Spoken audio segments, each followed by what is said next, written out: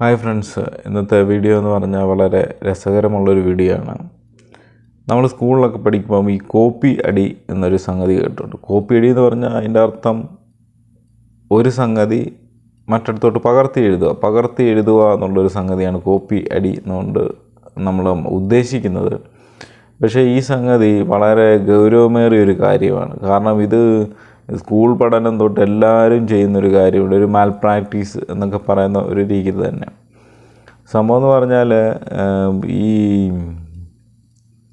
ചിലപ്പം ചില ക്ലാസ്സുകളിലൊക്കെ ഈ തുണ്ടുകടലാസ്, അതായത് ചെറിയ പേപ്പറിനകത്ത് എഴുതി നമ്മൾ വളരെ നീറ്റായിട്ട് ചെറിയ അക്ഷരത്തിൽ എഴുതി ഇത് ഷർട്ടിൻ്റെയോ അല്ലെങ്കിൽ പാൻറ്റിൻ്റെയോ പോക്കറ്റിൻ്റെ സൈഡിലൊക്കെ വെച്ച് വളരെ ആരും കാണാതെ കൊണ്ടുവന്ന് ക്വസ്റ്റ്യൻ വരുമ്പോൾ ഒരു ക്വസ്റ്റ്യൻ വരും. ചിലപ്പം ചില ക്വസ്റ്റ്യൻ ഈ ക്വസ്റ്റ്യനൊക്കെ ചിലപ്പോൾ ഓർത്തിരിക്കും, ചിലപ്പോൾ ഈ ക്വസ്റ്റ്യനെ കുറിച്ചൊന്നും ഒരു വിവരവും കാണത്തില്ല.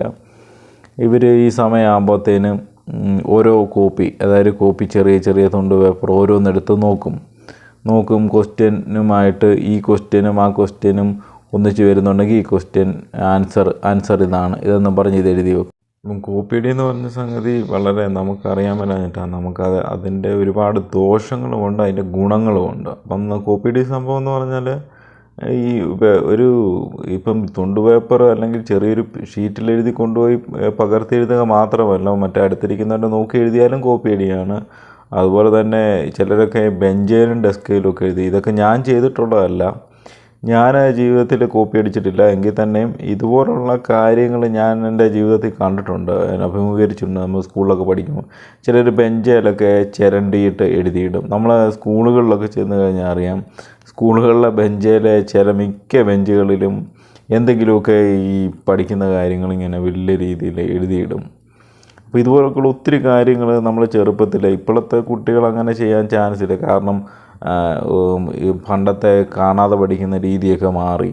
ഇപ്പം വേറെ ഭരണപരിഷ്കാരങ്ങളും പഠനത്തിൻ്റെ വേറെ രീതികളൊക്കെ ആയപ്പം ഒരു കാരണവശാലും അങ്ങനെ ഒരു രീതിയിൽ പഠിച്ച് അല്ലെങ്കിൽ പരീക്ഷ എഴുതാൻ തക്ക രീതി വരുന്നില്ല. അതുകൊണ്ട് ഇപ്പം പുസ്തകത്തിലുള്ള പോലെ തന്നെ നമുക്കിപ്പം അന്നത്തെ കാലത്തൊക്കെ എഴുതി വെച്ചാൽ മാർഗ്ഗമായിരുന്നു. ഇപ്പം പുസ്തകത്തിലുള്ള പോലെ എഴുതി വെച്ചാൽ മാർക്ക് കിട്ടത്തില്ല.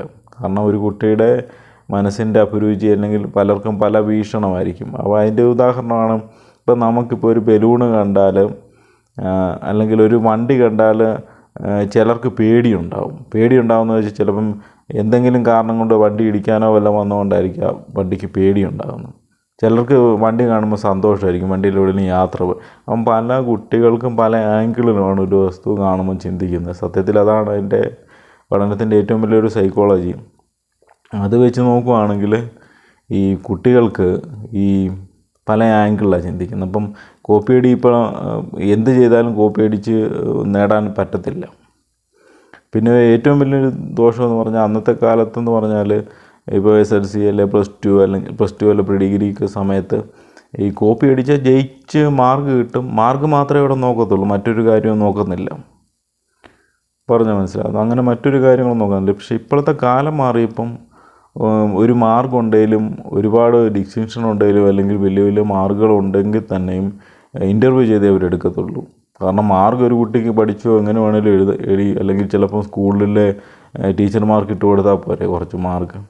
അങ്ങനെയൊക്കെ ഇട്ട് കൊടുത്ത് ജയിച്ച് വന്നു കഴിഞ്ഞാലും ഇൻ്റർവ്യൂ ചെയ്യാതെ എടുക്കത്തില്ല. അപ്പം ഒരാളുടെ ഏറ്റവും വലിയ പോയിൻ്റ് എന്ന് പറഞ്ഞാൽ കോപ്പി അടിച്ച് കുറേ മാർക്ക് നേടുന്നതോ മറ്റൊന്നുമല്ല, ടാലൻ്റ്. അയാൾക്ക് ബുദ്ധിയുണ്ടോ, അയാൾക്ക് ഒരു കാര്യത്തെ അവലോകനം ചെയ്ത് ചിന്തിച്ച് അത് മുന്നോട്ട് കൊണ്ടുപോകാൻ പറ്റുമോ എന്നുള്ളത് മാത്രമാണ് ഇന്നത്തെ കാലത്തെ ഏറ്റവും വലിയ കാര്യം.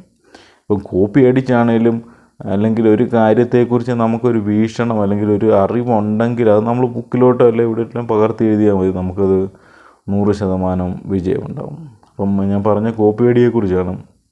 അപ്പം കോപ്പി അടി പല മേഖലകളിലുണ്ട്. ഉദാഹരണം പറഞ്ഞാൽ ഇപ്പോൾ സിനിമയിൽ കോപ്പി അടിയുണ്ട്. സിനിമയിൽ കോപ്പി അടി ഏറ്റവും കൂടുതൽ നമ്മൾ കണ്ടിട്ടുള്ളതെന്ന് പറഞ്ഞാൽ അത് വളരെ മൈന്യൂട്ടായിട്ട് നമ്മൾക്ക് പോലും തിരിച്ചറിയാൻ പറ്റാത്ത കോപ്പി അടികളാണ് സിനിമയിലൊക്കെ നടക്കുന്നത്. അപ്പോൾ അതൊക്കെ ബുദ്ധിപരമായിട്ട് ആ കോപ്പി അടിക്കാനും വേണം ഒരു ബുദ്ധി എന്ന് പറഞ്ഞ പോലെ. ഈ ചില ടീച്ചർമാരൊക്കെ പറയും കോപ്പി അടിക്കാനും വേണം ഒരു ബുദ്ധി. കാരണം ഈ കോപ്പി ഏതൊക്കെ ഉണ്ടെന്ന് പോലും ചിലപ്പം അല്ലെങ്കിൽ ഇങ്ങനെ തുണ്ട് പേപ്പറിൽ എഴുതിക്കൊണ്ട് പോകുന്ന ഏതൊക്കെ ആൻസറാണ് വന്നേക്കുന്നതെന്ന് പോലും ചിലർക്ക് അറിയത്തില്ല. അതൊക്കെ അവർ എടുത്ത് നോക്കണം.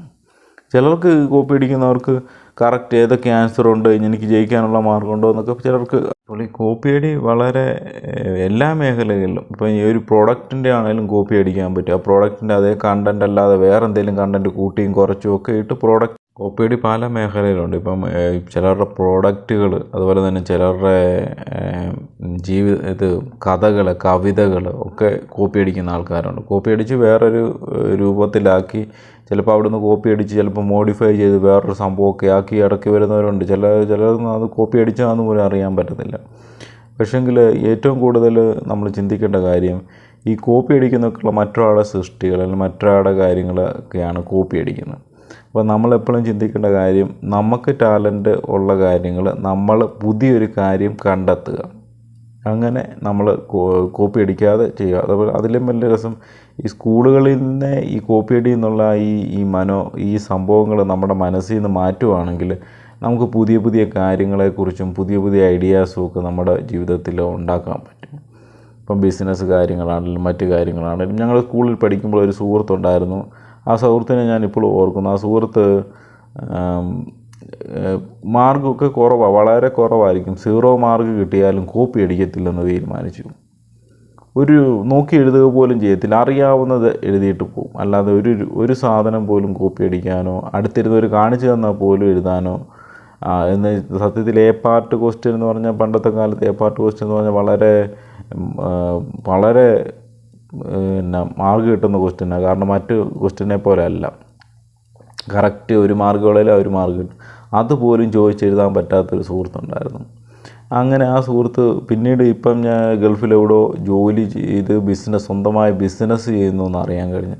കാരണം അന്ന് കോപ്പി അടിച്ചെങ്കിൽ അവൻ്റെ മനസ്സിലെ ആ കോപ്പി അടി, അല്ലെങ്കിൽ മറ്റൊരാൾ ചെയ്ത സാധനം എടുത്ത് ഉപയോഗിച്ച് അല്ലെങ്കിൽ മറ്റൊരാൾ എഴുതിയത് സ്വന്തമായിട്ട് എഴുതാനൊരുങ്ങി, അങ്ങനെ വേറൊരു മൈൻഡായിപ്പോയി. അവരുടെ ജീവിതം തന്നെ മാറിപ്പോയി. അതുകൊണ്ട് ജീവിതത്തിൽ നമ്മൾ കോപ്പിയടി, അല്ലെങ്കിൽ സ്കൂളുകളിലാണെങ്കിലും മറ്റിടത്താണെങ്കിലും നമുക്കില്ലെങ്കിലും അല്ലെങ്കിൽ കോപ്പിയടി എന്നുള്ള ആ സംഗതി മാറ്റുവാണെങ്കിൽ ജീവിതത്തിൽ ഒരു പക്ഷെങ്കിൽ നല്ലൊരു